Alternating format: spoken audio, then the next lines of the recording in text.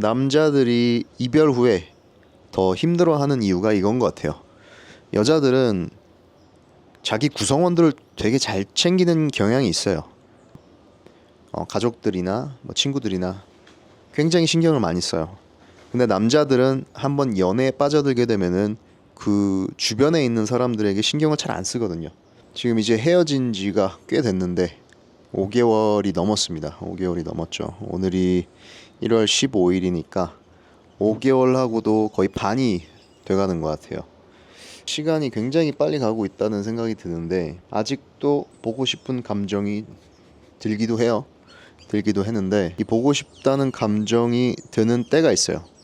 어느 때 드냐면은 내가 미래에 대해서 막막함을 느낄 때 그런 생각을 자주 하게 되는 것 같아요.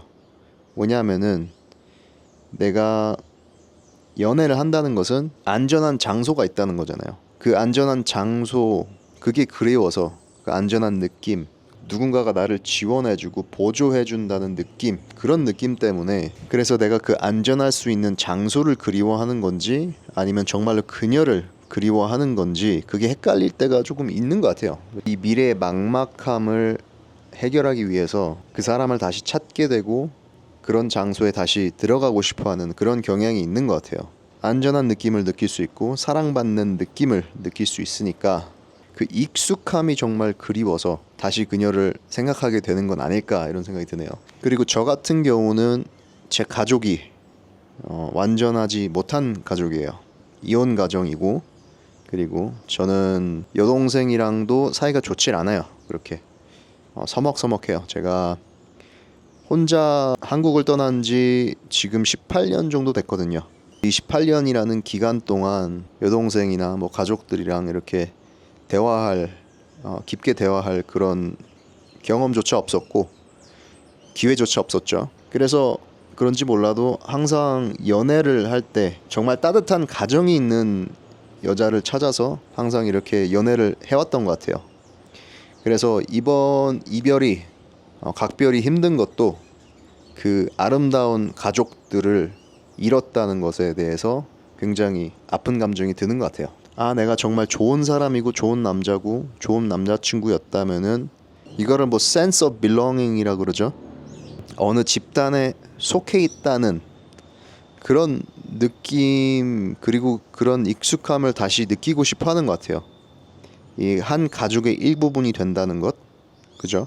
어떻게 보면은 사람은 사회적인 동물이라서 어떠한 사회 구성 안에 이렇게 들어가고 싶어하는 경향이 있는 것 같아요, 그죠?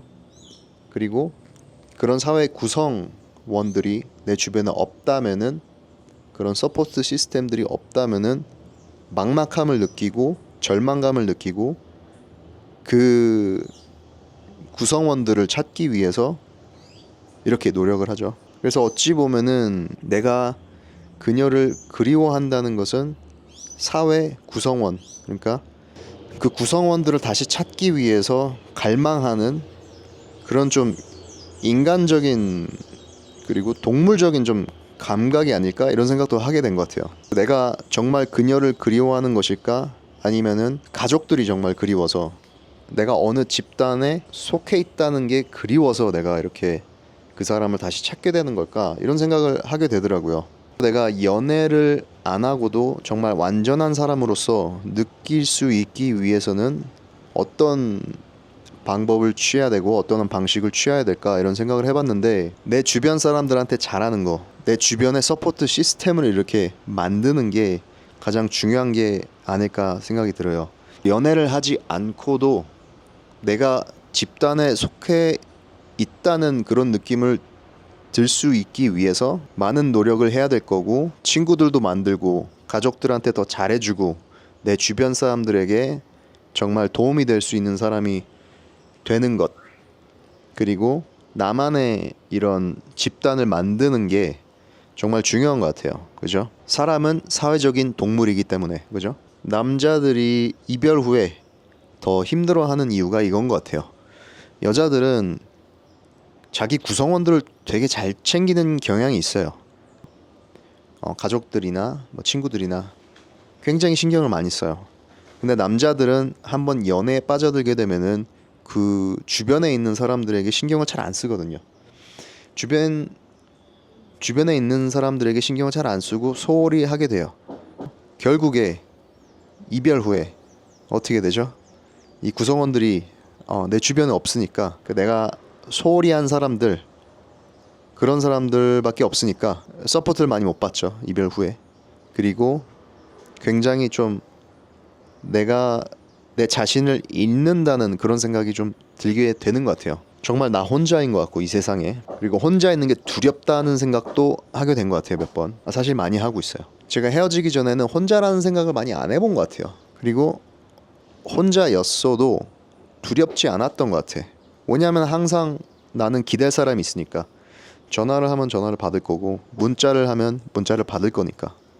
그래서 항상 내 주변에는, 내 곁에는 나를 항상 서포트해주는 사람이 있구나, 이런 안정감을 느꼈던 것 같아.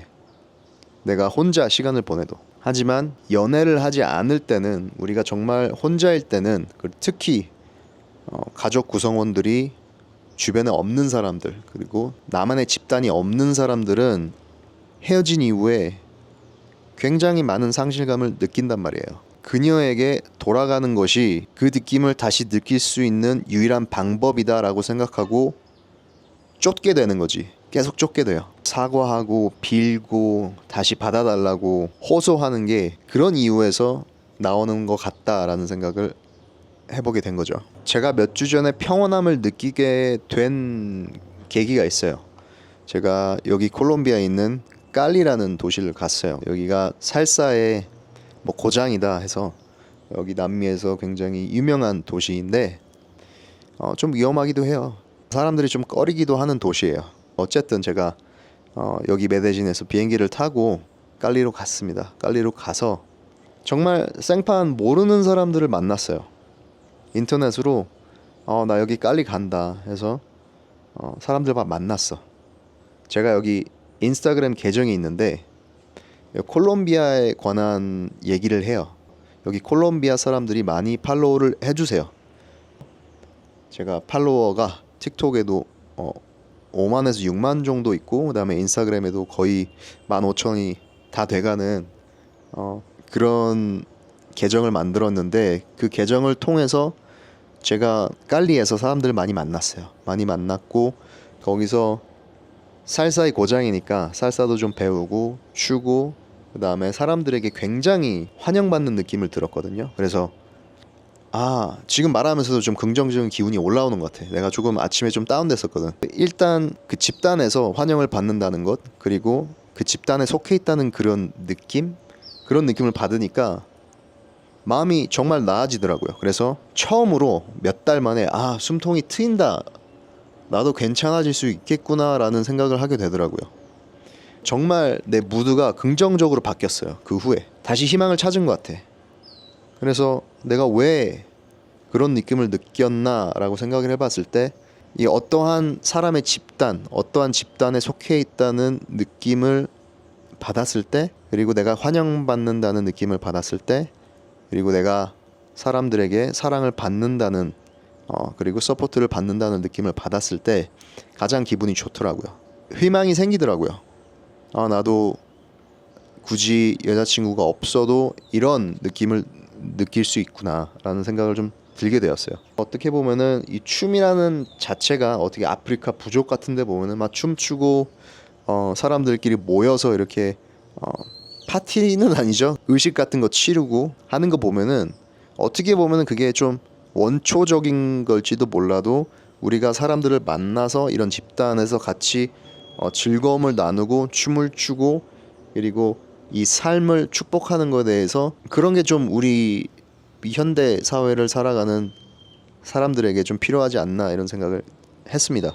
그리고 그 다음에 느낀 게 있는데, 우리가 헤어지고 나서 슬프고 부정적인 감정이 들고 희망이 없을 때 가만히 기다리고 있으면은 시간이 해결해 줄 거야, 저는 그런 말 믿지 않거든요. 항상 노력을 해야 된다고 생각해요.